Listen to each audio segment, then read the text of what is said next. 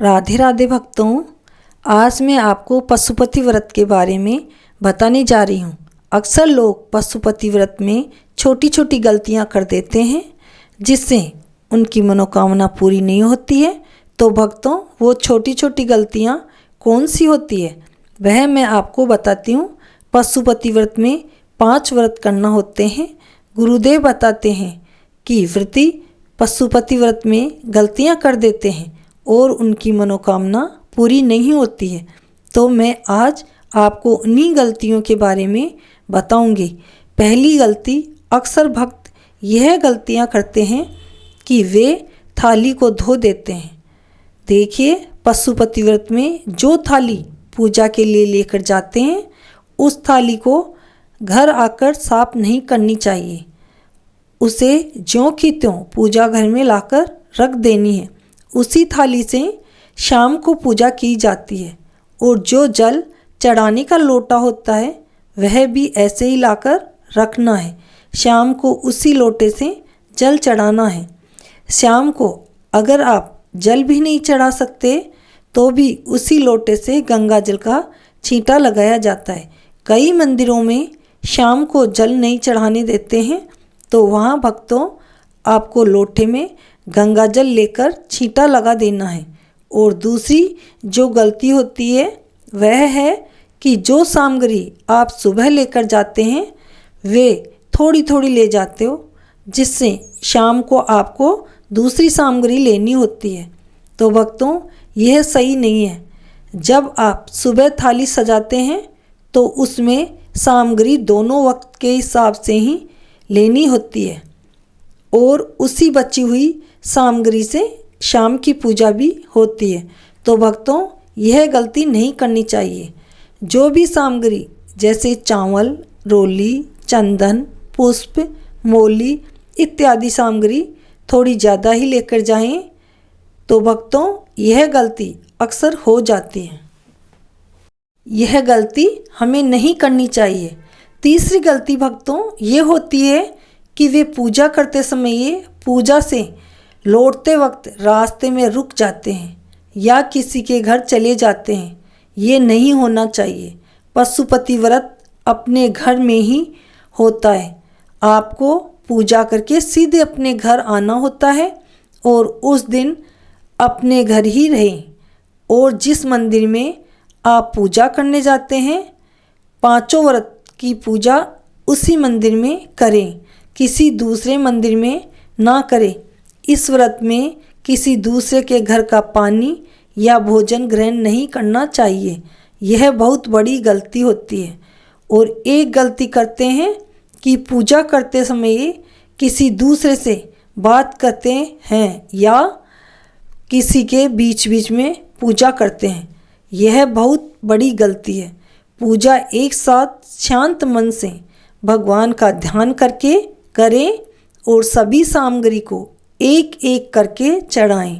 जब आप थाली सजाते हैं तो उसमें सभी सामग्री 2-2 के जोड़े में रखें, जिसमें से एक एक सामग्री सुबह चढ़ा दें और एक एक सामग्री शाम को चढ़ा दें।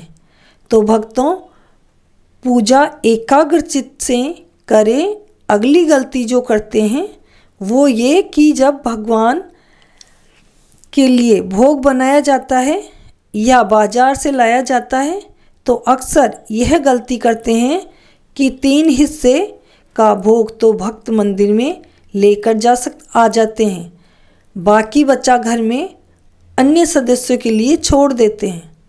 तो भक्तों, यह गलती ना करें। जो भी भोग आप मंदिर के लिए बनाते हैं या मंगाते हैं उसके बराबर 3 हिस्सा करें। उसको आपके अलावा कोई नहीं खा सकता। तो भक्तों, वो प्रसाद उतना ही बनाए या उतना ही मंगाएं जितना काम में आता है। उसमें से किसी और को ना दें।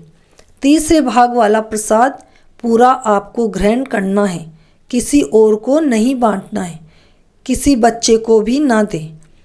जिस बर्तन में भोग बनाया जाता है उसे साफ कर दें ताकि कोई उस प्रसाद को ग्रहण ना कर सके।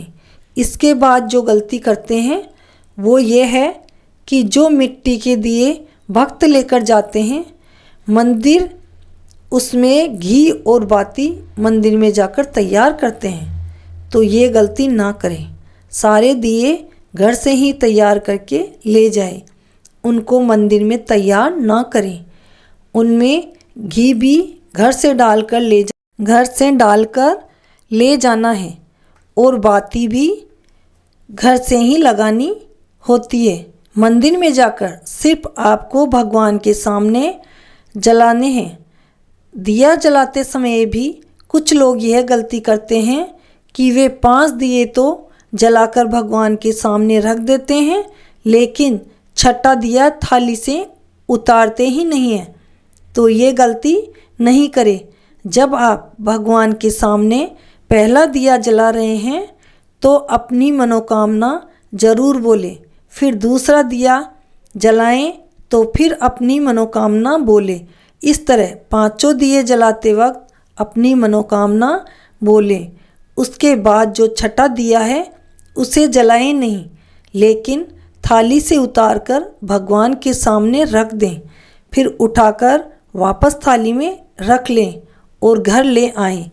अगली गलती यह करते हैं कि जो तीसरे भाग का प्रसाद घर लेकर आते हैं उसे ले तो आते हैं, पर भोजन करते वक्त उसे पहले नहीं खाते।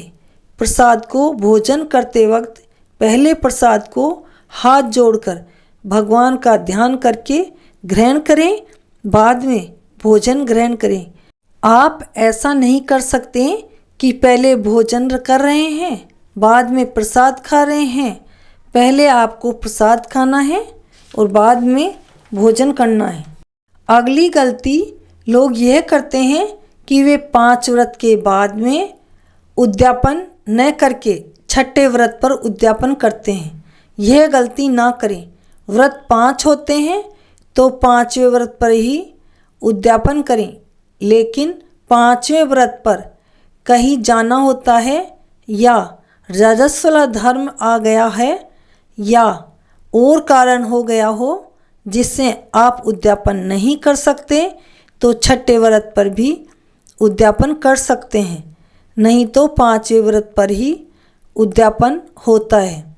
इसमें लोग एक गलती और करते हैं कि जैसे व्रत आदमी भी करते हैं और औरतें भी करती हैं, लेकिन औरतों का राजस्वला धर्म आ जाता है तो भी वे व्रत कर लेती है, लेकिन वो व्रत गिना नहीं जाता। 5 व्रत होते हैं, उनमें हम बीच में छोड़ नहीं सकते, इसलिए वे व्रत तो कर लेती है लेकिन वह गिना नहीं जाता। उस व्रत में ना तो पूजा होती है, ना हम प्रसाद बना पाते हैं, ना भगवान को भोग लगा पाते हैं, ना ही दिए जला सकते हैं। तो वे ये गलती करती है कि जो उनका पीरियड है उसमें भी वे व्रत को गिन लेती है। तो भक्तों, यह गलती ना करें, क्योंकि स्त्रियों के पीरियड्स यानी रजस्वला धर्म में जो व्रत होते हैं उनके अलावा 5 व्रत को ही गिने, जिसमें आपने पूरी विधि विधान से पूजा की है। आखिरी गलती उद्यापन के दिन करते हैं। उस दिन हमें 108 वस्तु चढ़ानी होती है, जैसे 108 चावल, बेलपत्र, पुष्प। तो इनमें खंडित न हो, जो भी चढ़ाएं पूर्ण चढ़ाएं। अक्सर भक्त चावल टूटे हुए ले जाते हैं, जो कि खंडित चावल कभी शिवलिंग पर नहीं चढ़ते। तो भक्तों, आप जो भी शिवलिंग पर चढ़ाएं पूर्ण होने चाहिए, खंडित नहीं। जैसे आप पुष्प ले जाते हो तो आधा पुष्प टूटा हुआ नहीं होना चाहिए। या आप पंखुड़ी चढ़ाते हो, पंखुड़ी फूल की जो पत्ती होती है उस पत्ती को हम ले सकते हैं, 108 पत्ती ले सकते हैं फूल की, लेकिन वो पूर्ण होनी चाहिए, उसमें भी टूटी हुई नहीं होनी चाहिए। बेलपत्र के पत्ते लेते हैं, उसमें वो पत्ता पूर्ण होना चाहिए, कहीं से कटा फटा टूटा हुआ नहीं होना चाहिए। इसी के साथ वे नारियल पे कलावा बांधना भूल जाते हैं। जो नारियल भगवान को शाम के समय चढ़ाना होता है उस पर कलावा जो वस्त्र स्वरूप होता है वो कलावा उस पर नहीं चढ़ पाता तो उसे भगवान स्वीकार नहीं करते।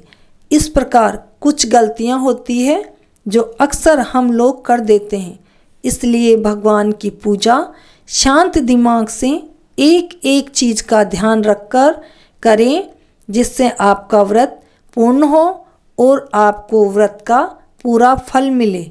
इस तरह जाने अनजाने में हमसे गलतियां हो जाती है और हमारा काम नहीं हो पाता।